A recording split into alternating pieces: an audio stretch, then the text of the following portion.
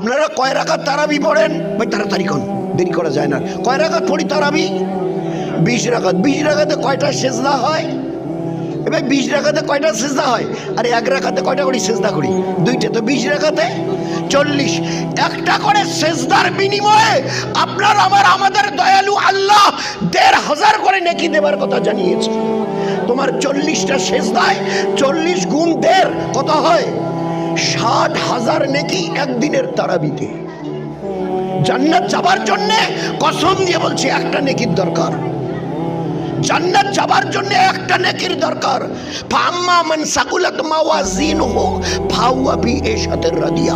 ওজন করতে গিয়ে যদি তিল পরিমাণ নেকির পাল্লাটা ঝুঁকে যায়, একটা নেকি তোমার বেশি হয়ে গেছে। এই একটা নেকি বেশি হওয়ার কারণে পাল্লা ঝুঁকে গেছে, তোমাকে জান্নাতে পৌঁছে দেওয়া হবে একটা নেকি। আর আমার আল্লাহ এই 30 দিনের 60টা সেজদার বিনিময়ে, এই 40টা সেজদার বিনিময়ে একটা করে সেজদার তারাবির জন্য 1500 নেকি, 60,000 নেকি তারাবিতে।